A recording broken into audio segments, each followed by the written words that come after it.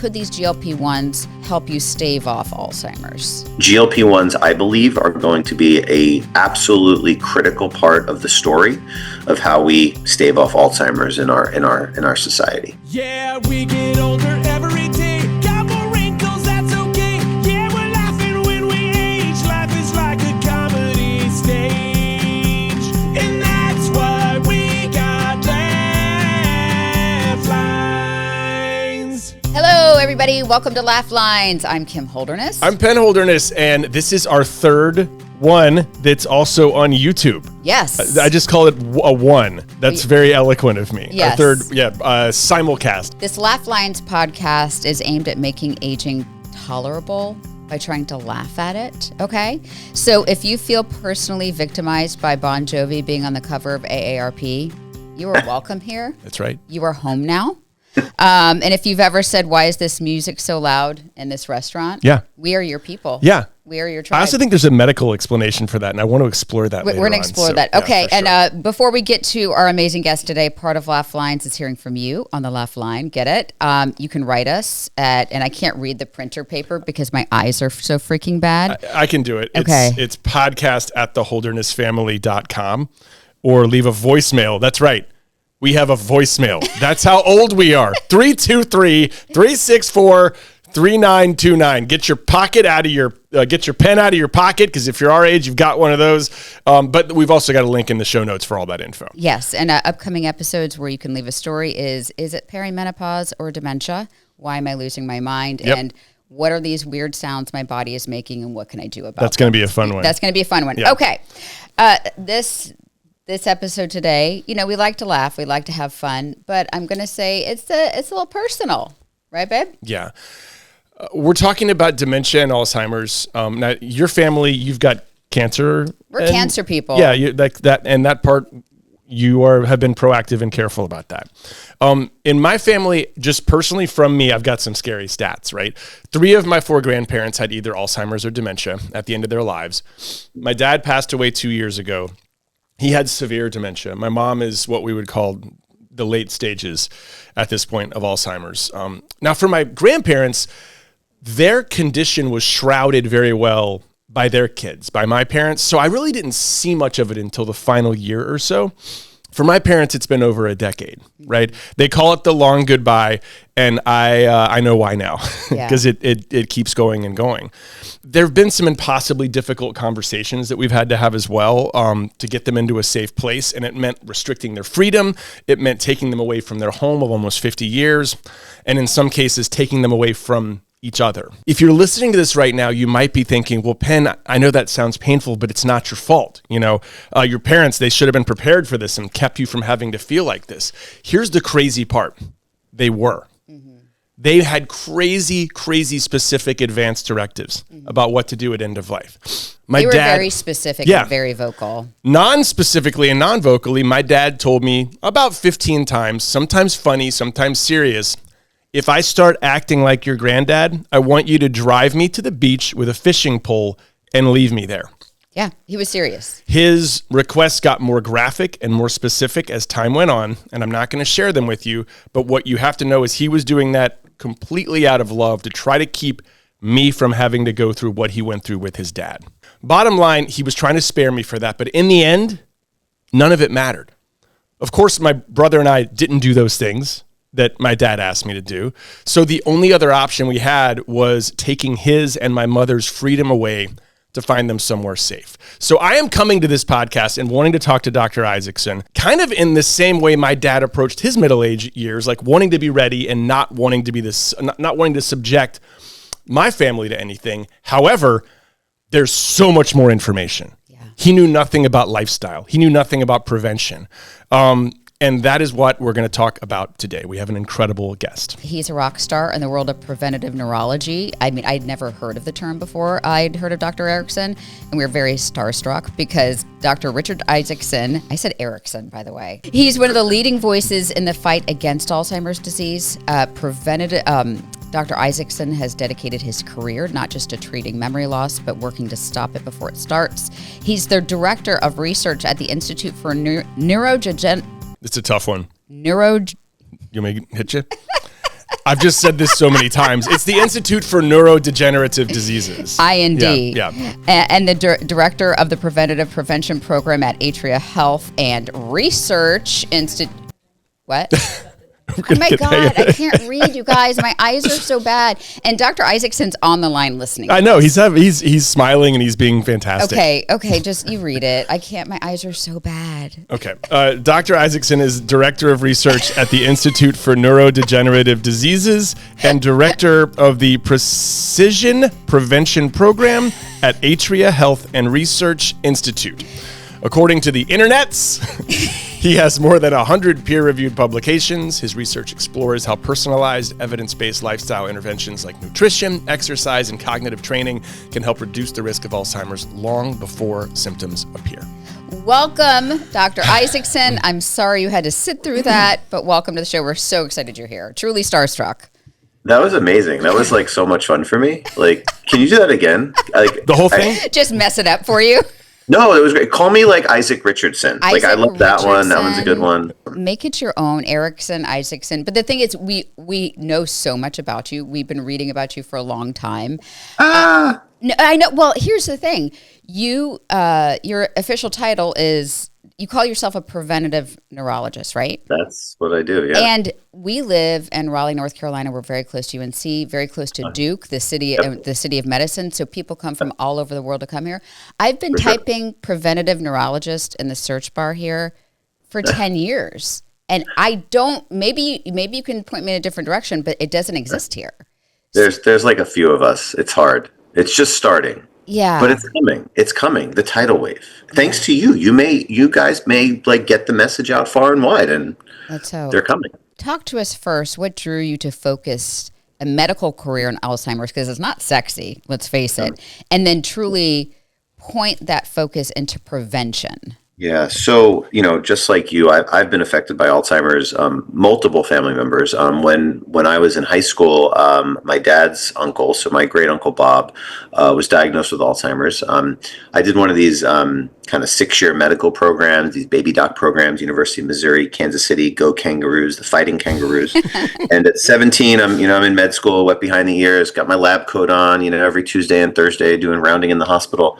And I'm like, oh, this is like what I'm going to do. And then my uncle's diagnosed, and then there's nothing you can do. That's what I was told. I was told there's nothing you can do. There's no treatments. Prevention wasn't even like on the map. No one even talked about that, thought about that. And basically, I guess I just was drawn to Alzheimer's disease because I just felt like this is going to be my career. I'm going to be in this career for decades. Something's going to change. I think there was like a decade of the brain, the 90s or something was supposed to be like the decade of the brain. And then the 90s happened and not much changed. But to me, I felt like, where do I want to spend my career? I want to do something that's going to challenge me, that I'll be motivated by, that I'll, basically be able to make an impact in. And that I believe that in 20 years from now, meaning then, something would change. The field would explode, and then I'd be a part of that. And wow, I wish I would have played the lotto or bought some stocks. I should have bought Apple or Facebook. Facebook didn't exist then, I guess. But that's why I was drawn to this. I felt helpless that I couldn't help my family member. I then finished all my training in 2007. A couple years later, I was at a wedding, and my dad's other cousin was there and just kept repeating herself. And I'm like, wow, it's happening again. And it took years for her to get a diagnosis, and that wasn't okay. Even after all this training, all this whatever, the medical profession just didn't know about it. And the fact that you Googled preventive neurologists and there are no preventive neurologists, well, that's got to change next. And I guess to me, I was driven because I saw the suffering. It's a terrible disease, the long goodbye, as you say. It's terrible. And I really think that today we can do something about it. And a decade ago, we could do something about it, but people weren't talking about it. And now it's okay to use the term Alzheimer's and prevention in the same sentence, and I don't get as many tomatoes thrown at me anymore. But yeah, I'm excited by this. We're talking to Dr. Emil Jorgensen. So one thing that you've said repeatedly is that you shouldn't be talking about Alzheimer's prevention in your 50s and 60s. You should start talking about it in your 30s and 40s. Oh yeah. Super, super important. I was taught that Alzheimer's and dementia is an old person's disease or older person's disease. And that's just not the case. When someone has a heart attack or a stroke, it's not like they have a heart attack or a stroke that day. The disease, the buildup, the plaques, the atherosclerosis, hardening of the arteries, builds up in blood vessels over decades. I have a friend of mine, Adam. He was the first person that I knew in their 20s that actually had high cholesterol, and he was put on a cholesterol drug. And I think he asked me about it in his late 20s, and I'm like, yeah, why not? The disease is just going to build up over decades, so why not? And most doctors don't think about that. And just like heart disease and blood vessel disease starts in your 20s, 30s, and 40s, and then you have a heart attack or stroke in your 50s, 60s, or 70s, brain disease is the exact same thing. And I believe Alzheimer's disease and other neurodegenerative disorders should be thought of as a disease of the middle-aged, because that's when the disease starts silently. And believe it or not, there's 47 million Americans that have that Alzheimer's, that pathology, that problem building up in the brain decades before the first symptom of memory loss begins. And we got to do something about that. We got to talk about it. So thank you for bringing attention to this. Thank you for talking about it. And yeah, in the Alzheimer's prevention clinic, we used to see people aged 25 and up. Wow. And we started at 40 and up. And then we realized that wasn't enough. We had a 35-year-old guy come in, and his mom had symptoms in her 50s. And I'm like, wait, Max, that's not fair. We need to change the IRB, the research approval. So we saw this guy Max in his 30s, and then we had someone who was 29, and 29, you can't see to a 29-year-old, but of course you can. If her mom was diagnosed at 51, that's exactly when she should be seen in the clinic. So yeah, I agree. This needs to start as early as possible. I have so many questions to ask you. You've not done the official blood test. I think I did the APOE thing, but it was a long time ago. I would assume he has at least one. I don't know if I have one or two. I would assume. But we should have him explain all this stuff. Can you explain the kind of the blood markers? And then I want to know, even if he has these sort of blood markers, is that it? Is he going to get Alzheimer's? Yeah. Okay. So lots to unpack there, man. Much to unpack. Yeah. So first, I'll say genes are not your destiny. You can win the tug of war against your genes. There are certain people that do everything right, and they're still going to get Alzheimer's, and I get that. But a minimum of 45% of cases of dementia may be preventable if that person does everything right. And in the case of the 50-something%, or probably less than that actually, that someone may get the disease anyway, what if you can delay it by 6 months, a year, 2 years, or 5 years? I mean, that may give enough time for a new blockbuster drug to come, for something else to happen. So genes are not your destiny. Let me start by saying that. Number two, I'm very interested in your genetics because, just doing a genetic test, especially this APOE, which we'll talk about, the APOE4 variant, where was that discovered? I think at Duke. Whoa, wait a minute. Yeah, right in your neck of the woods. Dr. Alan Rose is an amazing guy. I got to have a dinner with him about a decade ago. He kind of changed the way I think about things. Dr. Parachek Vance, and amazing group at Duke, I believe, that found all this stuff. Having one or more copies of the APOE4 variant, it's a genetic kind of thing that you find, is about 25% of the population, so 20 to 25%. Those people do not definitively get Alzheimer's. I want to be really clear on that. It can certainly increase your risk, but there are absolutely targeted, precision, personalized ways, specific things. It's like the term would be precision medicine. And, you mentioned earlier, I run a program called the Precision Prevention Program at Atria, and that's what we do. We look at genetics. We look at these factors, and we put people on a targeted plan based on these things. And if you want to learn more about this, by the way, I love that we're talking about this. We have free resources at our foundation at ind.org, and it's all free, and you can learn stuff, and it's cool, and you can learn about APOE. I'll try to teach you about it in maybe 30 seconds or less, but it's really complicated. Yeah. You get one gene from mom and dad. You get an APOE2, a 3, or a 4. So someone can be a 2-3, a 3-3, a 3-4, or a 4-4. And 4-4s are about 1% of the population. For people out there that have done 23andMe, 23andMe does tell you if you have 1 or 2 copies of APOE4. It doesn't tell you if you have a 2 or a 3. There are also commercial tests that you can do. But to me, knowledge is power. And I really want to know if you have a gene or not, because it doesn't mean you're going to get it. It just means I'm going to tell you to do something differently based on those results. So that's how I think about APOE 2, 3, and 4. Is that helpful? It is. And I, in turn, I feel like I probably have it. I also, this is so immature. This is like me in the colonoscopy all over again. It's like, I like my life. I feel like I'm being sort of healthy. And I feel like if they tell me I got 2 copies of this thing, it's going to feel like I'm walking on eggshells for the rest of my life. And I'm just sorry to admit that. Like, that makes me a petty person.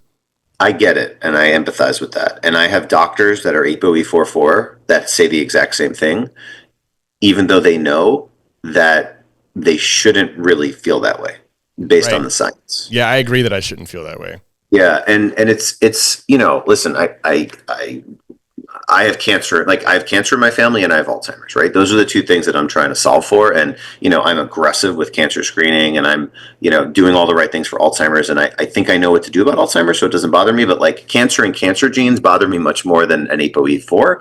APOE4 is something that you can, in some ways, do something about. You can't do like, CRISPR and do genetic whatever and whatever and take the gene out at this time, but there are absolutely things that people can do to reduce their risk. And like, APOE44s don't bother me. There's patients. I had a guy yesterday, and he's been really public. His name's Simon. He's been public about his story. Simon has been seeing me in our research program for years. He sees Dr. Arthur Agatsson, who's a cardiologist, one of the first preventive cardiologists back then in the 80s when you Googled preventive cardiology. Well, they didn't have Google back then. But they put in the yellow pages when they opened it up. If you went to the yellow, I remember the yellow pages. Do you? Exactly. I mean, remember like when it got delivered to you? It was just, it was huge. Anyway. Wait, the white pages was residential. Residential. And yellow businesses? And we used it to just mostly stand on when we wanted to look taller in a picture. No, but like it was so, we had a drawer for it in our house. Okay. Like the yellow pages and the white pages. Anyway, continue. Yeah. Well, and the first page, the yellow page was like AAAA. That's shipping. That's what you should have been. He should have been AAA preventive cardiologist. Well, Arthur Agatsson, AAA preventive cardiologist. Oh, okay, there we go. He was in the front of the book, clearly. Well, he wrote a book called The South Beach Diet, and that did pretty well. But I met him way before the South Beach Diet, and he invented this thing called the calcium score. The calcium score is also something we should talk about from a preventive standpoint. But anyway, Simon sees this guy, Arthur Agatsson, is an amazing guy. He sees, me in our research program, and he's an APOE44. He's told his story. It's online and all that kind of stuff. He just came back like literally a couple weeks ago, and this is new. And I like, we both started crying just to like whatever. And I sent him his most recent result. Like, he came in 2019. He had a PET scan of the brain with amyloid in it. And he had some symptoms, and he was like 50 something, like 50. He has 2 small kids. Yeah. In the last 2 years, knowing that he had APOE44, we hit it. Like, we hit it, like all hands on deck. And he put in the work. Like, this is him, not me. Like, I'm giving advice. He's putting in the work. And in the last 2 years, and it was all documented, all real, and it's on we have like a video of it and everything. And this is new data we got literally yesterday. He's normalized everything.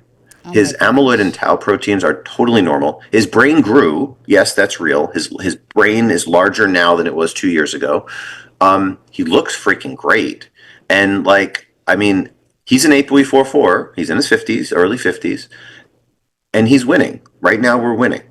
I'm not 100% sure that we're going to like dodge the bullet. I'm not sure, but we're going to go and keep going, and we're just doubling down, and we're going to do something new now for him because we're excited, but we're not ready to take our foot off the gas. Genes are not our destiny. We can learn what our genes are. We can do something different because we hear about them, double down and go and move forward. So, okay, this makes me want to cry. Yeah, because I feel like if Penn's parents or grandparents had access to the information, I'm sure they would have tried this. But now I look at my husband, and I'm going to convince him to get these tests done. You don't need to convince me. No. But like, when you say you really attack it, what did he do over the past years to, if you can share? Yeah. What does he do? He's doing everything. He's modifying his cholesterol in a way that just brings his risk down exponentially. He is living the exact healthy, right lifestyle that he needs to be. He exercises 5-6 days a week. He's in the gym, strength training, at least 3 days a week for an hour and a half. He's made this a part-time job. He walks. He doesn't love as much cardio as I'd like him to do, but he walks, and he walks fast. And once you walk fast enough, you can get into fat burning mode. The nutrition aspect is like really dialed in, Mediterranean style diet. He's gotten rid of the crappy food and the processed foods, and he's really, really disciplined. And also, he had a big belly. Okay. That's what happens to men sometimes, and we get bigger the belly size. As the belly size gets larger, the memory center in the brain gets smaller. And he's now on a very tiny dose. Some would say microdosing of what we know as GLP-1 drugs, which is like the Ozempic, the Zepbound, the Wegovy, and all that kind of stuff. And I'm a big proponent for the last couple of years of this concept of microdosing. And you may see my Grateful Dead pillow in the background, and this may now be on YouTube, but I'm not meaning that microdosing now anyway. I'm meaning microdosing of GLP-1 drugs. That's a different podcast. I don't think that's a Grateful Dead thing anymore. People are microdosing mushrooms and LSD. Like it's those drugs that people took in the 70s have come in quite handy the last couple of years. So, okay, that led to this. I've been sending Penn articles for the past 6 months about Ozempic and GLP-1s. You were quoted in several of those and so I'm like, babe, you got to go get on Ozempic, and he's very lean, and he's so it's hard. But if you're telling me a microdose could Ozempic, could these GLP-1s help you stave off Alzheimer's? Yeah, great idea. Needs to be studied further, and I think so, but I'm not certain yet. Lifestyle plus drugs in certain circumstances are the way that certain people need to follow to get themselves surely off the road to Alzheimer's. GLP-1s, I believe, are going to be a absolutely critical part of the story of how we stave off Alzheimer's in our society. GLP-1 drugs are tricky though, because it can lead to, especially at higher doses, loss of muscle mass, and then that's just bad. You can only losing body fat is good. Losing muscle mass is bad. Muscle mass maintenance is critical. Building muscle, especially as we age, we lose about 1% of muscle mass per year as we age over the age of 50. You need to have muscle to have a high metabolic rate, and the GLP-1s, especially at higher doses, can really clamp that down and make people lose muscle. So to me, we've always been very judicious and cautious with using these drugs, and what we do is we've studied the lower doses. So what I would say is, I believe that in the right person at the right dose for the right duration of time, and if they're following the lifestyle plan, it's not like you can't take a magic pill and prevent or cure Alzheimer's. No way, Jose. You need to do you got to put in the work. Yeah. So strength training, adequate amounts of protein, and tiny doses of GLP-1s may be part of that cocktail that could really keep people off the road to Alzheimer's. How expensive is all this? And I'm just asking for those who are curious and interested, because it does sound like a very functional medicine, like the kind of thing you're probably not going to get when you go to your insurance covered general practitioner. Yeah, I think there's a lot of low hanging fruit that is very either generic drugs or vitamins or supplements that are not catastrophically expensive. I do think there are some challenges, especially with some of the injectable drugs that are new, that are very costly. All the work that we do in terms of all the fancy blood biomarkers, brain proteins, we're trying to develop what we colloquially call the cholesterol test for the brain. So instead of going to the doctor in your 20s, 30s, 40s, you get HDL, LDL, triglycerides. We have these brain proteins, amyloid, tau, whatever. All of those tests and a lot of the preventive tests that we do are actually covered by research.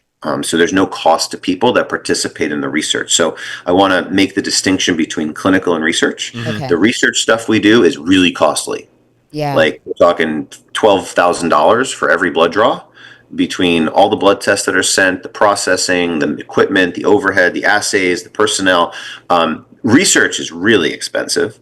Clinical care is also expensive, but if you have insurance in the United States, sometimes things are covered. A lot of times you have to fight and things are horrible and it's like the worst. My poor friend Dave has had a back problem. They won't do injections. They won't even cover his MRI. Like, I'm a neurologist. This is crazy sauce. They're not covering anything. So I guess what I would say is, in terms of the low-hanging fruit, exercise isn't expensive, but it's time consuming. Yeah.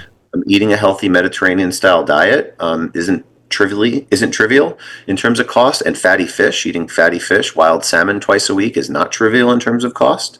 Omega-3 fatty acid supplements, for example, I'm not a big supplement guy, but in some ways, if you have an APOE4 variant, one or more, and you can't eat enough fish, you could take a supplement, and that's $50 a month, whatever it is. The prescription drugs are mostly generic. Yeah. But the injectable drugs are very costly if not covered by insurance. That brings up, I have my husband on, I hand him like this little tiny bowl of pills every morning. And can I run through what I give to him and you tell me if it's a waste of money? Okay. Omega-3s you mentioned. So that's so devil's in the details. There's a bunch of different types, right? Thorn omega-3, and I think it has like D in it or something, like it has some other stuff in it. Okay, so let me start by saying I have no commercial relationships to any pharmaceutical companies, vitamin, supplement, no disclosures, no bias. And the devil's in the details. Where'd you get it from? What is the dose of the DHA and the EPA, the different types of omega-3s? Did you order it from Amazon or did you order it directly from the company? When you have omega-3 fatty acids in capsules that are stored in very hot warehouses, that's not good because that makes the fish oil go rancid or bad and yucky and smelly, and you're never going to know it because it's in a pill. So making sure that the fish oil is fresh, that it has adequate amounts of DHA, docosahexaenoic acid, and EPA is key, and basically putting together the plan. So are omega-3s good? Yes, but mostly if you have one or more copies of the APOE4 variant. If you don't have it, it may not be as helpful. You take it, and then you have to check it. So I don't know how your omega-3 fatty acid levels are doing, but you can go online now. And again, this is all nothing to disclose. Omegaquant.com, OMEGAQUANT, for $50 or $99, depending on which one you want to get. You can check the amount of omega-3 fatty acid in your blood from home, and then personalize the dose and the amount for you, and you can detect, are the things that I'm taking, is my diet plus supplements getting me to a level that is sufficient based on my genetics? Okay, next, hold on, I have to go through turmeric. Turmeric, is that good? Helpful? Which type? Which brand? I got it from, I went down a deep rabbit hole, Doc, and I think I got it from somewhere. It comes in a bag. I don't know. Yeah. Was TikTok part of the No, not hole even that you went down? TikTok. Okay, just Not wondering. even Just TikTok. wondering. Okay. But it somebody told me that, I went on like a Reddit rabbit hole, and so I can't tell you. Yes. Cool. That's where I get my medical care too, from the Reddit. Yeah, that one. Yes. Yeah, whatever it's called.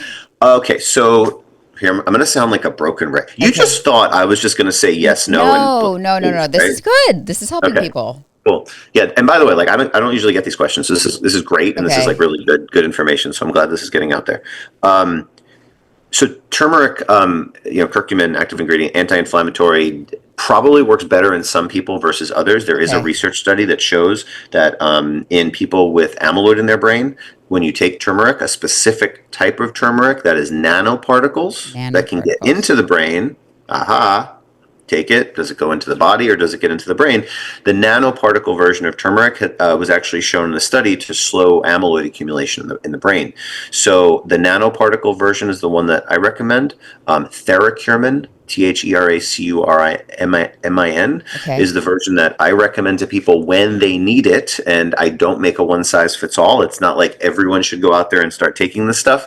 But in certain cases, we do recommend that. Okay, I have one more. Well, I want to clear. He said amyloid 3 times, and I think that's like the stuff that causes the plaque, right? But can you explain to people what amyloid is? Sure. And this is so just like atherosclerosis, hardening of the arteries, cholesterol builds up in the blood vessel wall, and it gets inflamed and yucky. Amyloid is a pathologic protein that builds up in the brains of a person with Alzheimer's. Just because you have amyloid protein, it's a sticky plaque, it's sticky, it gets stuck in the brain cells. If this plaque, different type of plaque, amyloid plaque, gets stuck in the brain and builds up over time, that person is at an increased risk of cognitive decline due to Alzheimer's. But just having amyloid protein alone does not definitively mean you're going to have cognitive decline or Alzheimer's. This is confusing, and what I just said is very controversial. The rule book, the instruction manual, online, the internet say that if you have amyloid, you have Alzheimer's. I don't agree with that. This is a big loaded statement. Is this being recorded? Nobody's gonna listen. Don't worry. Okay, great. Just us three. Please. Yeah. Okay, great. Sounds good. I believe amyloid is a marker of disease. I don't believe that amyloid really fully causes Alzheimer's, especially in all cases, but that's very controversial. I believe amyloid is bad. It's a sign of something bad, and we should track it. But just because someone has amyloid, I don't believe that they should be called Alzheimer's disease. The criteria on the internet say that if you have amyloid and you're in your 40s or 50s and you have no symptoms, you have preclinical Alzheimer's, which is stage 1.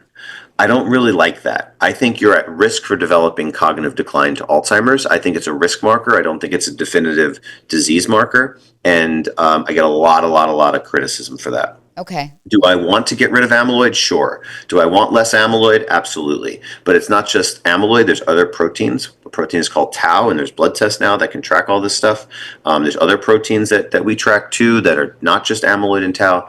But yeah, this stuff's complicated. Okay, the last one is lion's mane. That's another one that is being sold to me a lot on TikTok. Yes. Yes. Uh-oh. So, okay. Am I opposed to lion's mane? I think when it comes to supplements, we need to figure out like what we're trying to solve for. And I think lion's mane has theoretical potential brain healthy benefits. I'll just say that. I think the challenge with lion's mane, there's this guy, let's call him Larry.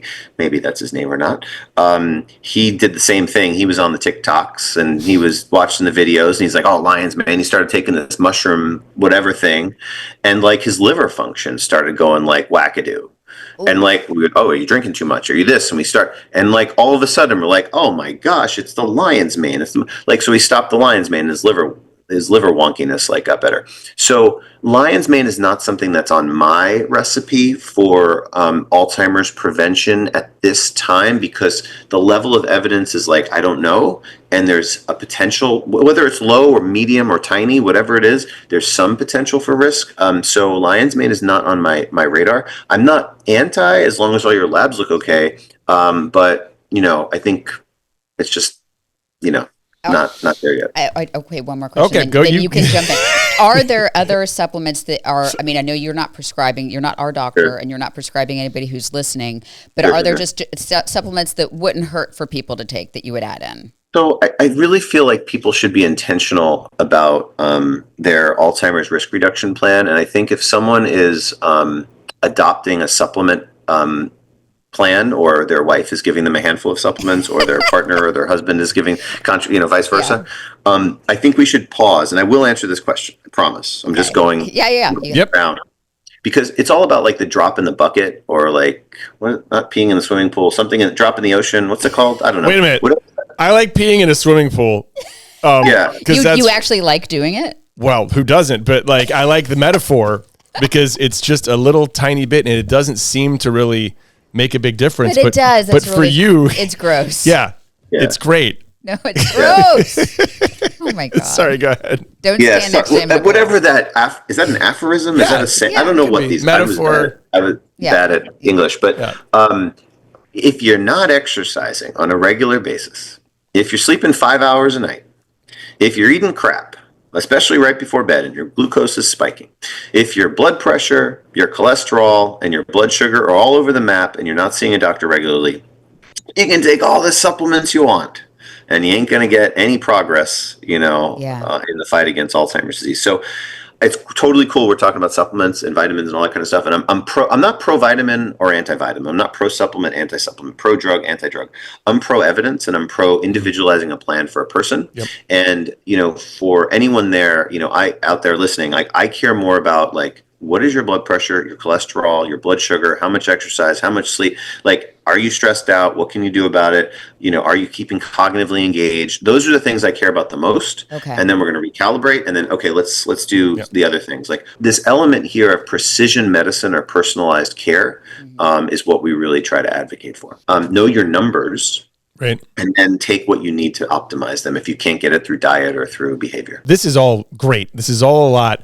You are, I imagine, are probably constantly trying to balance between getting a message out to the masses about this that says know your numbers and gives a few examples of things that you can do. But really, in the end, this is incredibly subjective. So without blood work, what are people to do?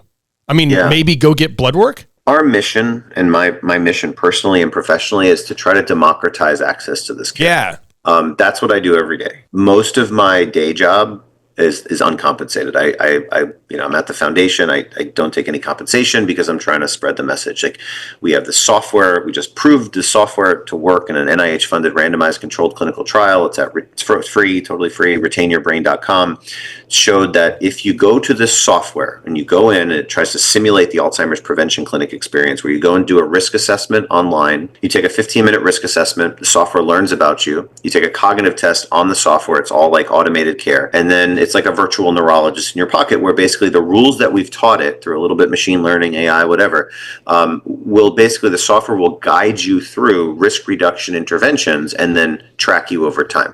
The goal is to educate people and give access to information, and that software will communicate with the person via text message. We try to put free education online. We have a Mastering Brain Health course, ind.org/learn, 20 videos about APOE. There's 50 videos there from all of our colleagues talking about lifestyle and healthy living and movement and gut health and just everything you could possibly do. So we try to get as much information out there as possible. Okay. That being said, the problem is that most doctors are unaware that the field of preventive neurology exists. Yeah. Doctors have 15 minutes, especially primary care doctors, much empathy. They have no time to even listen to the heart and lungs, let alone think about the brain. So I think what people have to do is grab a little by the horns and you kind of be a citizen scientist, learn as much as they can, know their numbers every year, get their blood, everyone go to the pharmacy now and get their blood sugar. Their blood pressure. You can also get your blood sugar checked. There's at home, available now over the counter glucose monitors that people can get. And yes, they're $100 and there's cost and whatever, but people should try to know their numbers and then try to set targets for themselves and talk to their doctor. I hate to say it, but until there's a scalable solution in terms of democratized access, people are going to have gaps, and our healthcare system is a sick care system, not a healthcare system. When we at the Alzheimer's Prevention Clinic, we collected 28 cents on every dollar we billed, because there's no preventative health code for Alzheimer's prevention. There's no diagnostic code, so I can't bill for it. So I don't have all the answers, but I feel like we do try to put a lot of information out there as a stopgap. What are you excited about? What are you looking forward to? Is there good news on the horizon? Well, look what we're talking about. We're talking about this. 20 years ago, I don't want to say laughed at, but laughed at. I had tomatoes thrown at me. Yeah. Now this is okay. This is talk aboutable. Penn, you're courageous. You are talking about your story. That's really important.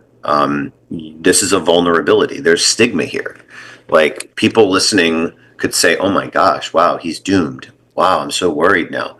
But no, you have agency. You talked about your story. I think we have either 4 or 6 spots left in our clinical trial. So if you can somehow figure out a trip to Boca, we do mobile blood draws in New York City also. But you're the type of person that needs access to this type of research kind of structure and eventual care. I'm hopeful that people are talking about this. That's what I'm hopeful for. I'm also hopeful about the democratizing access of the blood biomarkers that's coming. As I've said once before and got some, side eye for, there's this dirty little secret when it comes to blood-based biomarker testing for Alzheimer's disease. There's a lot of promise with blood testing, but there's a lot of confusion and lack of transparency in the accuracy of these tests.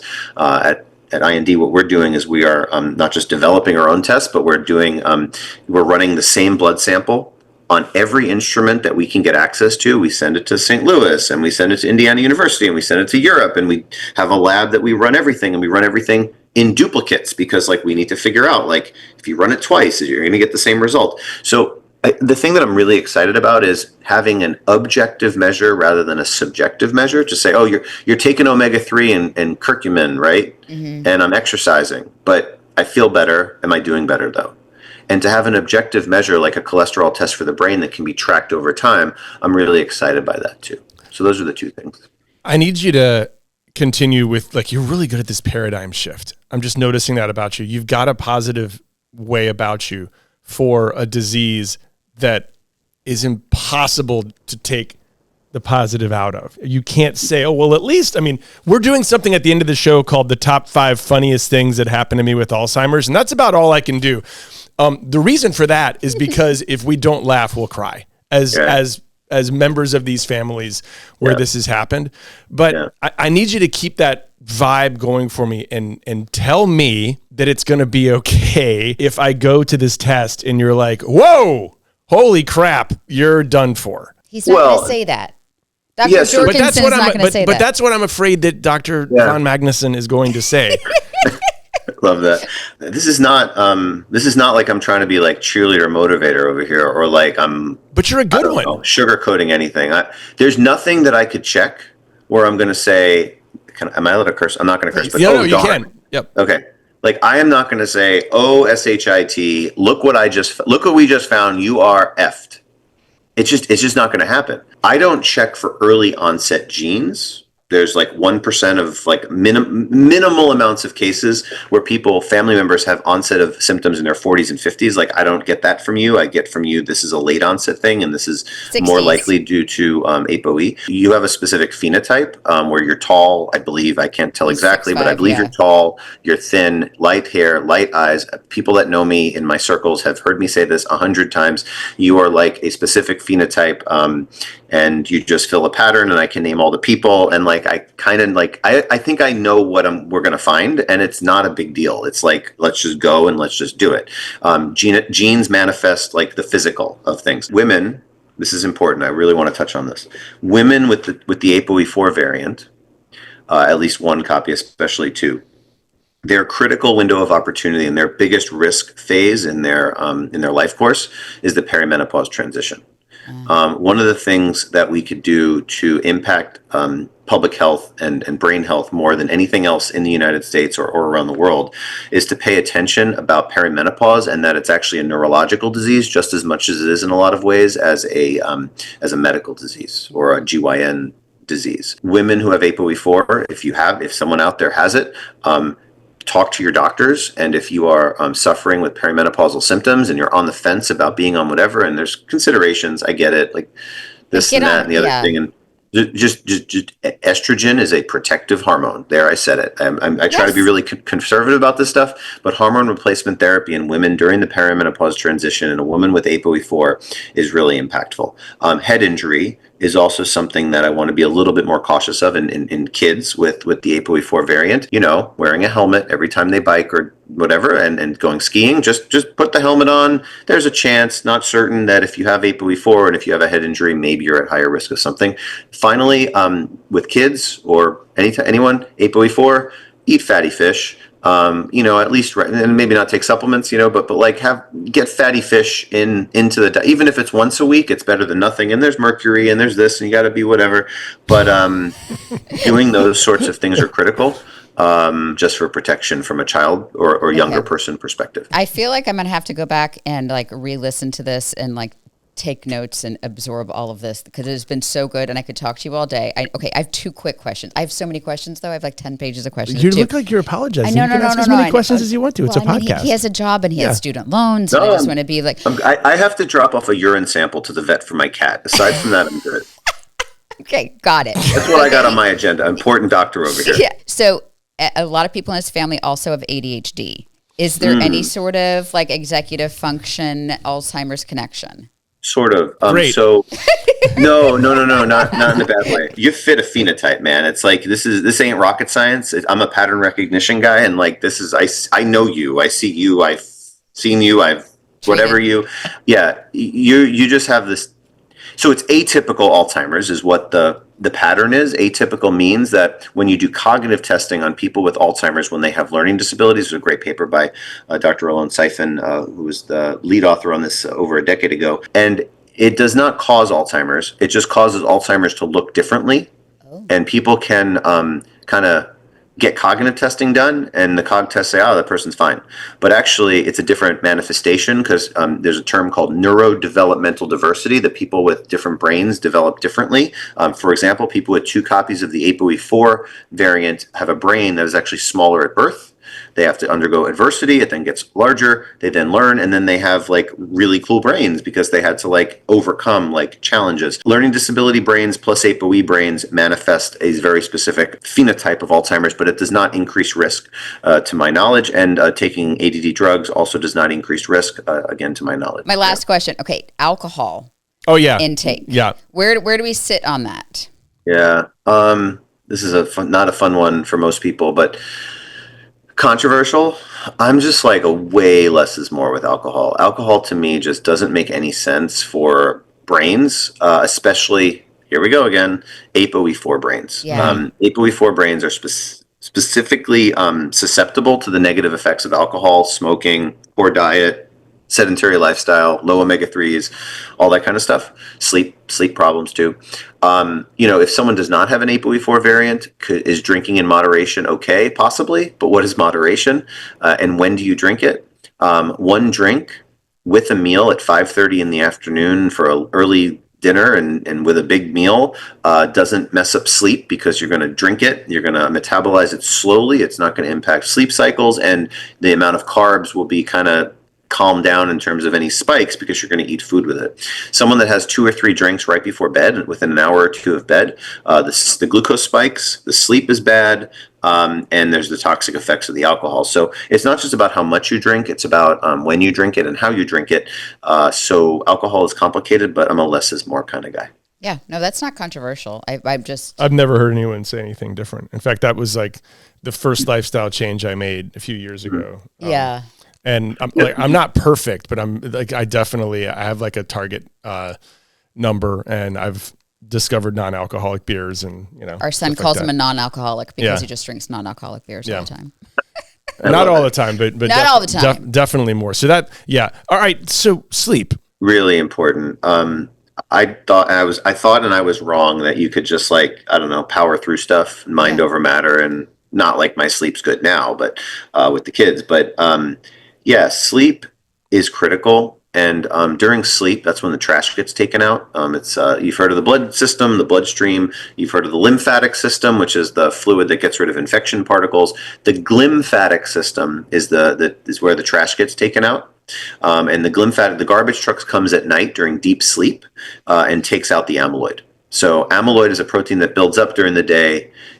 Colloquially, it loosens up during exercise, comes down in mice actually and in humans, and then you sleep adequately, and then the trash gets taken out. The amyloid gets dumped into the blood and disposed. The higher the amyloid is in the blood, the lower it is in the brain. It's like an inverse relationship.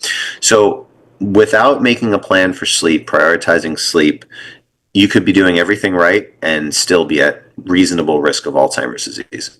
Sleep is critical. We have all these like devices, the lights, you got the phones, the sounds, the kids, blame the kids. Definitely always the kids' fault. Always the kids' fault. Making a plan for sleep and, tracking sleep, we have wearables that we use. Sleep is so important. That's the best that I can say. You have been amazing. I hope that we get to talk to you again. I hope that so tell me, we'll talk offline about what is this study you're talking about? Sure. So we have a study called BioRand. BioRand stands for the Biorepository for Alzheimer's disease and neurodegenerative disease. BioRand. It's all on our ind.org website. We have either 4 or 6 slots left. We are hitting 200 pretty soon, which is amazing because this initial study was supposed to be 25 people, then 50, then we got funding for 100, and now 200. You may have heard, newsflash, that the NIH and all sorts of grant funding opportunities are now really, really, really, really different and hard. So we are capped right now, and I wish we could get more funding, and one day I hope we will. But basically, the BioRand study follows people with a family history of Alzheimer's disease that are at risk. And then what they do is they come in, they get a whole panel of experimental researchy blood tests, they get some other tests, and then they learn about their risk factors, and then their primary care doctors, we don't provide care, but we can give feedback on the clinical grade tests to the primary care doctors, and then basically if the primary care doctor recommends something for risk factor reduction, whether it's a blood pressure thing or an exercise thing or a drug for cholesterol switch, then the people come back every 6 or 12 months, whatever it is. We recheck the blood and we say, aha, The cognitive function improved or stayed the same. The amyloid and tau improved or stayed the same or got worse. So this is a research study that uses experimental blood tests to evaluate the effectiveness of risk reduction care in clinical practice. We do have 5 sites, one in Canada, 2 in New York, well, sort of, and then 2 in South Florida. And we are publishing data little by little every couple of months. Thank you for what you do. My husband is, you're going to hopefully sign up for this study? I don't want you to think that I'm not eager to start this journey or to do this. I'm just trying to be honest about my feelings of apprehension, because I guarantee you there are other people who feel this way as well. Yeah. Okay. Well, if I can get Penn's butt into the study. Totally. And that's totally 1,000% valid. And not atypical at all. Okay. If we choose to continue this, hopefully we can talk to Dr. Isaacson again and follow along and keep everybody updated. So you're the way you're looking and talking to me right now is how like a 3rd grade teacher is trying to get their kid to finish their math homework. I'm going to give you a... This is like, I'm not an idiot. This sounds like an amazing thing for me to try to do.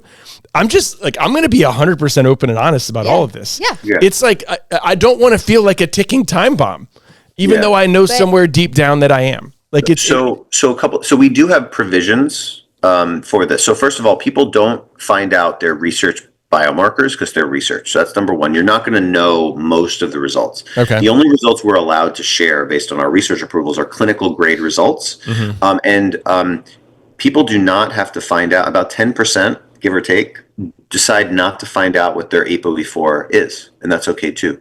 We do check it based on our research study, but people don't have to find out. So there's a portion of our research study where people do decide to participate but don't want to know, and that's totally okay too. cool. Okay. Very valid that you feel that way, but I'm also your wife, and You're doing the look again. I'm doing the look again. Yeah. Okay. Dr. Isaacson. And but the brain, and we also have a brain transplant study. It's buy one, get one half off. We could try that one. Is that less? See, you're ready for that. Let's do that. Let's do that. Okay. Dr. Isaacson, this was really eye-opening. Is there anything that you, places we could find you, anything you like to promote or make sure people know about Places before we we let can you go? donate. Yeah. We just want to promote information and education, and ind.org has a lot of it. I run the precision prevention program at Atri Institute in New York City, and then this free retainyourbrain.com software.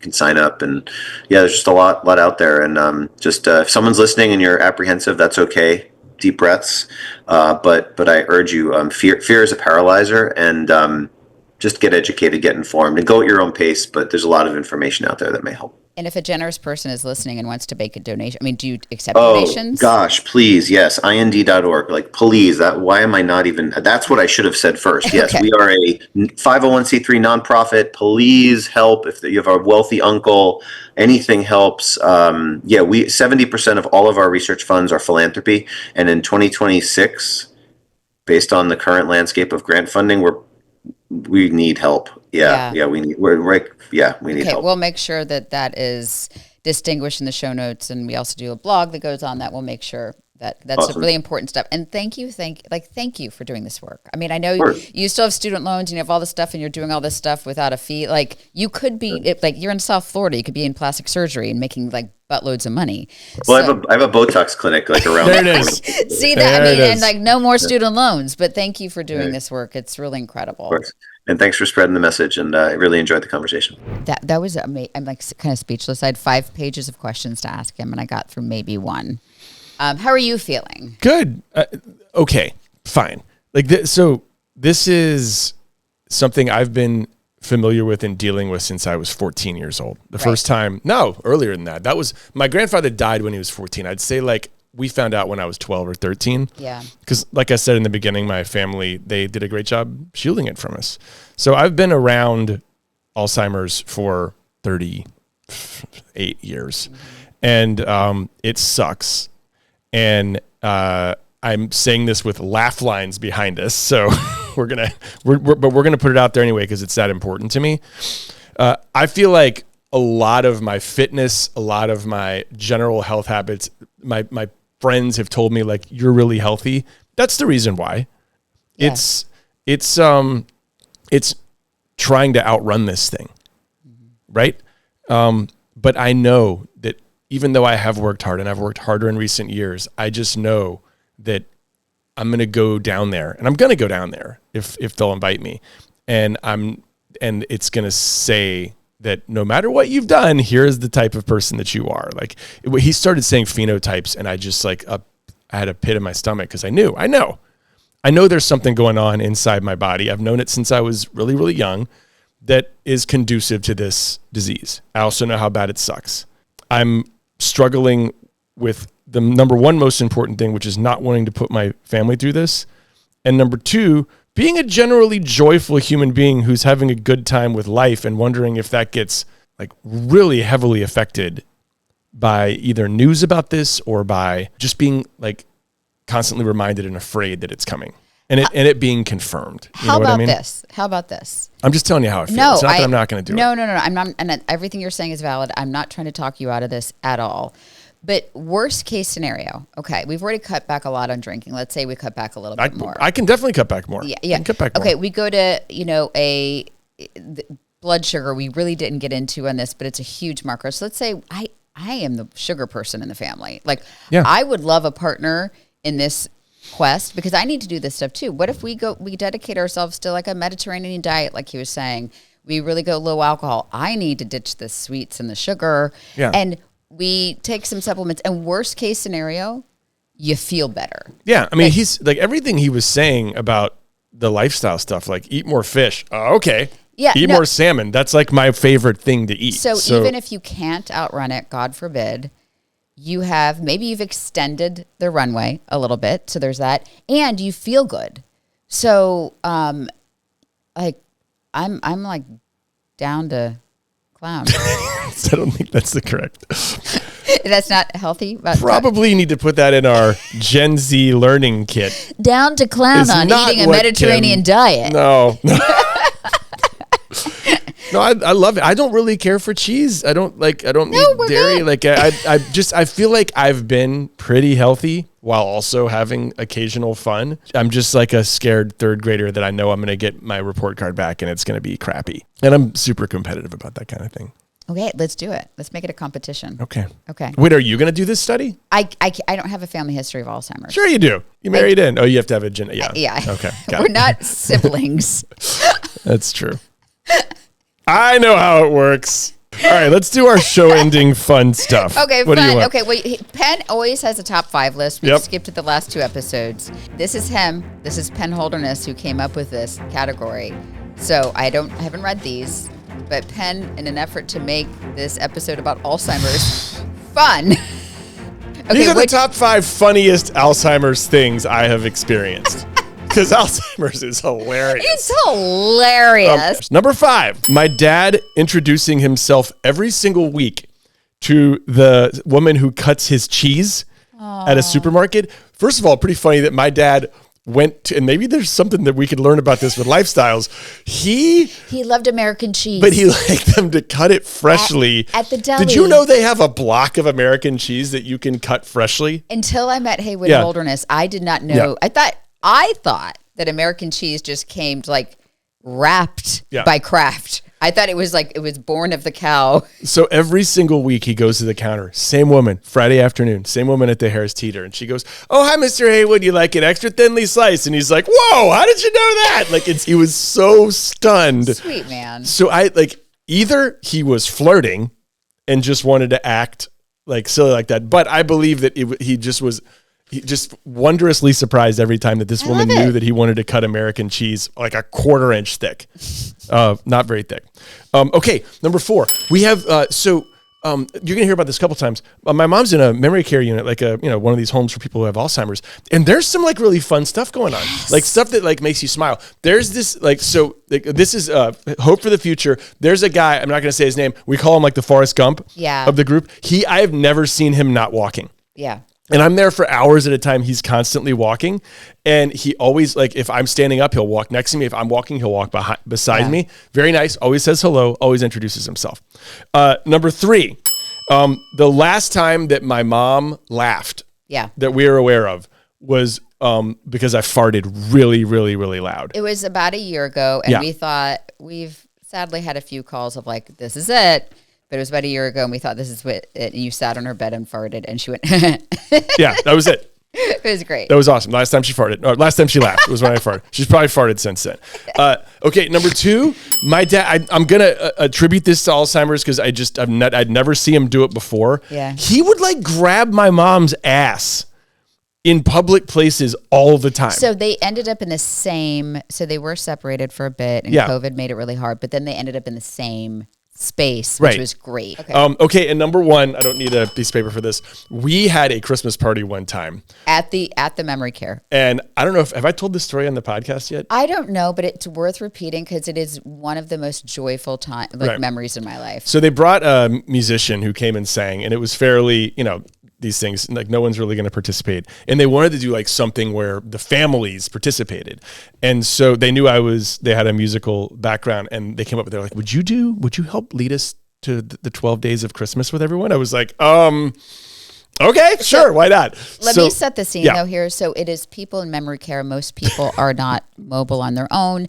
Most people are nonverbal, but their families have come. And so it's a Christmas party where everybody's families are there. However, I would say like we found some of the residents of this facility who took part in it as well. Yes. And that was the main thing. We tried to get that. So, but what I should have done, they told me to pass out because they had all the 4 calling birds, 3 French hens. They were all on like a single piece of paper, just like this, right? And they're like, just pass it out to 12 people. You can do it to the families.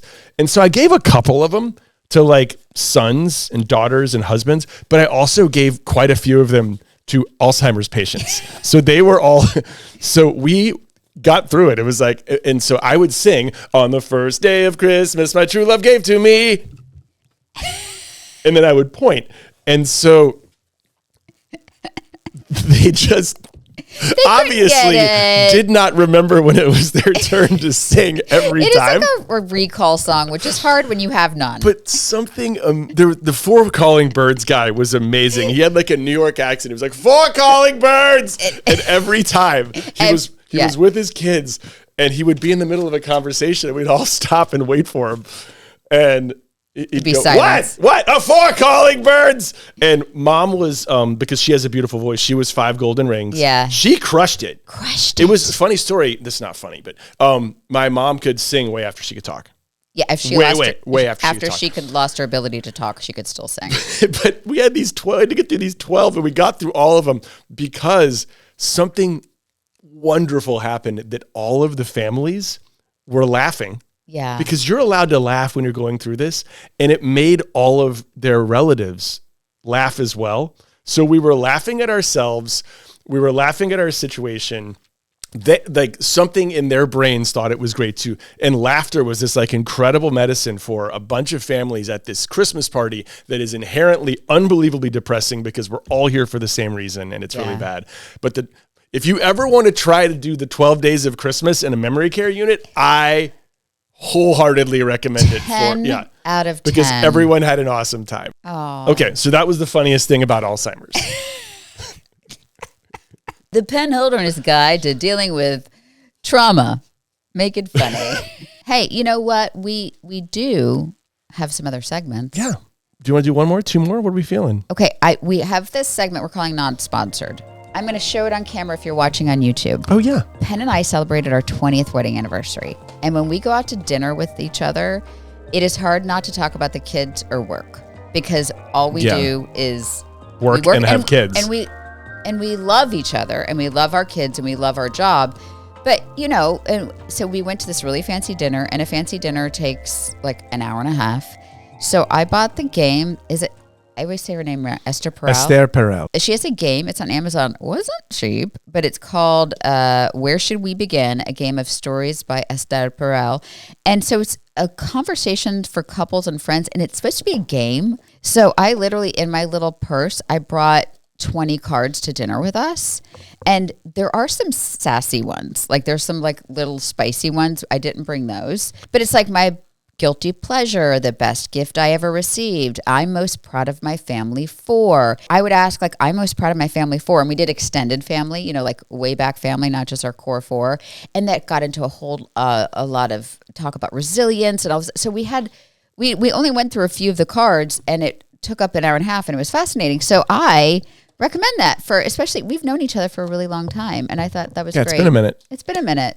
Next segment, Road to 50. Okay. Pew, pew, pew. This is Kim's Road to 50. She has 1 year until she turns 50 and made quite a few goals that she set for herself. A very impressive number, including like a ridiculous number of books that you were going to try to read and steps you were going to try to get in. Yeah. Okay. So 10,000 steps a day. I've been kind of killing it. You're doing it? I've been kind of killing Nice. it. I'm not every day. Like yesterday was like 6,000, but over the next couple days I'll walk more. So like it'll even out. The books is what I want to focus on today. And you have to tell me, those watching on YouTube, those listening wherever you listen, is this cheating? I've been killing the reading game, but I think I'm cheating. So I have a Kindle, but then I also buy the Audible with it. It's like discounted when you buy at the same time. Okay. So I read the Kindle, and then if I have to get in the car and drive and like pick my kid up from school, I can listen to like 30 minutes of it. And then when I go back to the Kindle, it's paired up. So I get through books in like 4 or 5 days. In no way is that cheating. Help me out, That's Sam. not cheating? Listening. Sorry, I'm coming through. Yeah, Just, please. you know. This is This Sam's is, first genre. off, there's a name for this. It's called immersion reading. If you listen and read at the same time, Okay. or use the both for I one use book, both. Yeah. and I will fight in the streets anyone who says listening to audiobooks is not reading. It's reading, right? That's reading. Yeah. You finish. You didn't skip pages. You listen to it from front to back. That is finishing a book. Yeah, and sometimes I think the audio I hear, like I absorb it better sometimes through audio. Do you 1.5x it or do you? No. Okay.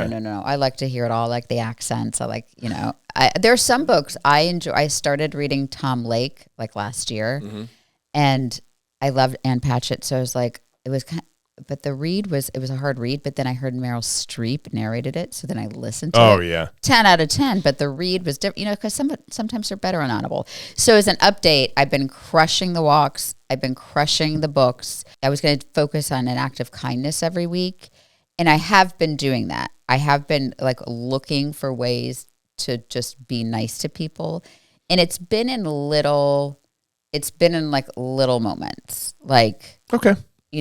They don't need to be big moments. That's I think the whole point. You don't want Right. to be like, I've done this. I know. And I that kind of makes my armpit sweat too, is like, should I announce this, thing I did? But that kind of defeats the purpose of an act of kindness to me.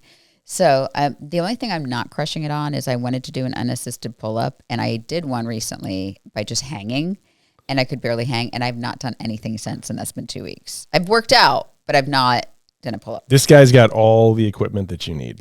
He has a for pull-up this. bar in the garage, but it is so high I have to get on a ladder, and it feels like I'm going to die. I have a every time. plyo box. It's 24 inches. That's right underneath it. That instantly makes you super tall enough to do all this.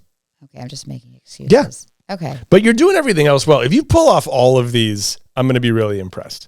And the pull up, we can get to work. You got time. If you had any reaction to today's episode, I'd love it if you emailed us, podcast@theholdernessfamily.com, or call us 323-364-3929. Tell me your thoughts. Tell me your questions. I have a feeling that's not the last you'll hear from Dr. Isaacson, Jorgensen. Vermagnuson. That is not the last you'll hear from him or this topic. That does it for Laugh Lines. Laugh Lines is hosted and executive produced by Penn Holderness and Kim Holderness, with original music by Penn Holderness. Laugh Lines is also written and produced by Anne-Marie Tapke and edited, produced, and filmed by Sam Allen. It is audio engineered by Max Trujillo and hosted by Acast.